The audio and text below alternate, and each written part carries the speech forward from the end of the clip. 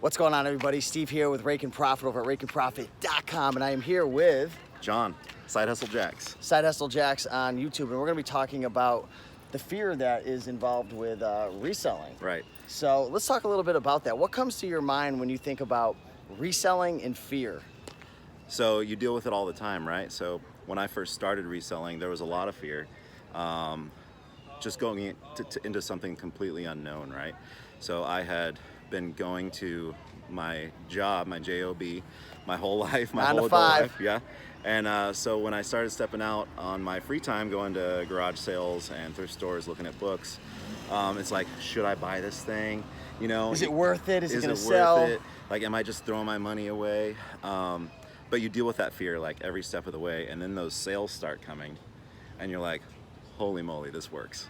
Yeah, you kind of almost have to get, like, you have to realize the fear is always going to be there when you first get started. It's going to be there. Yeah. You don't know if it's going to work.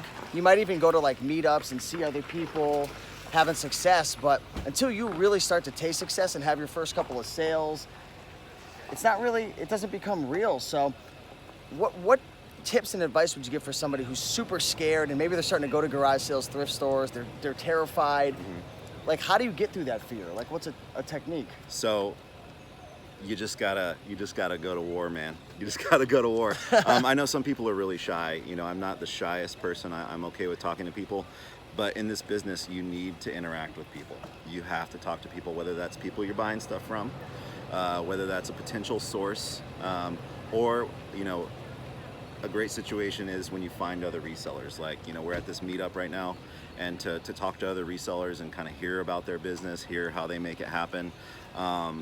When you hear people's stories that are having success, it just is inspiring, and that helps you kill that fear. Yeah, and you can actually strike deals. There's actually, there's been a couple partnerships that have already been formed. We're at the Green Room event right now. There's a couple partnerships that have been formed, and actually the College Picker and Rally Roots, they're actually gonna be going in on like a huge deal, possibly a wholesale deal together. So when you meet other resellers, not only do you kind of get that social proof that it works, but sometimes you can learn from them, you can put deals together, partnerships. So, I mean, I think really the theme, one of the things we're trying to say is, like, if you're scared, if you're dealing with the fear, get around other people. Absolutely. Real life, Facebook communities. And now do you still feel the fear? Every day. So I was, you know, you came up on me, I was looking at a KitchenAid mixer, and you know, the price was high. I kind of wanted to buy it, but I couldn't find comps, and that time the fear won. But that was good fear. That was healthy fear. I think I won on that non-buy. You know, so sometimes you listen to that fear. Yeah. And it helps you out. Awesome. What do you got in your hand right here? I got a pair of very good condition Born clogs. I'm probably gonna ask $25 for these with shipping included. I got them for $2, so I'll make about $15. Nice. I'll take it. Do you recommend when people are first getting started to maybe go for items that are like sub $5 buy cost? Do you think that'll help minimize the fear? Or would you say, like, start going after bigger items that might cost 30, 40, 50 bucks? Does it matter? What did you do in your situation? So me, I'm not a big hobbyist personally. I don't know a lot about different stuff. Like, I don't know video game systems. I didn't really know shoes. So I was going for those minimum buy cost items. You know, I was looking for things that are $1, $2. $5 is my max. You know, if I was buying a pair of nice jeans, $5, anything above that, I just don't do. But if you are a hobbyist, if you know a niche, you know, you might be willing to spend up on those items that you know you can flip for a profit. What about the fear of returns? I actually just got in a comment on my YouTube channel yesterday. It was something about, like, what's your mindset in terms of, like, knowing that an item could get returned, especially when you're new. Mm-hmm. A lot of people get started, bro, and they have like 100, 200 bucks in savings, that's it.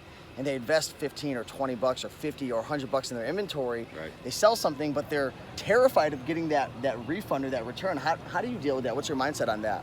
That's just part of the game. So, you know, over the last year, we have about 550 total sales, and, you know, we have maybe, you know, 15, 20 returns. It's a percentage. It's always going to be there. Yeah. Doesn't matter what you sell. Yeah. Doesn't matter what you sell. You know, someone's just not happy with it. They don't fit. You know, how many times have you tried on something, you know, if you're dealing with clothing or shoes, how many times have you tried on something, it doesn't fit right? You know, you're just gonna have to deal with that. But you get the return, you're like, okay, you eat that money, but then you might resell it again. I've sold returns, like certain items, I've sold them 3 times before I could get a final taker. on that item. So you just deal with it. And it's good to have multiple avenues to distribute your items, because like, for example, if you're selling on Amazon, like a new item, maybe it's damaged, and then maybe you could sell it on eBay, or maybe if it's damaged or it's not gonna sell on eBay, you could sell it at like a flea market or a garage sale or locally on Facebook. So it's just part of the game. But if you break it down like over a year period, you might have, I don't know, 20 returns. But if you look at it based on, I don't know, percentage of your sales, it's gonna be very small. And remember, you'll get a refund. Maybe you sell something for 80 bucks, right? You get a refund and you're like, oh, I lost 80 bucks. This mosquito's like going crazy on me. But you only paid $1.50 for it. Yeah. So really, you didn't lose 80, you lost like $1. Right. Right, it's part of the game. So make sure to follow him on YouTube, man. How can they follow you? At Side Hustle Jacks. And what are you talking about on your channel? So right now we're just showing you things that we're finding to sell on our eBay store. And we're just talking about our journey. My wife, Beth, is heavily involved. She does a lot of the legwork for our store. Look at this. I was gonna have him Look pop at this. into Look at the this. car. What is that, man? Tell them, what'd you find?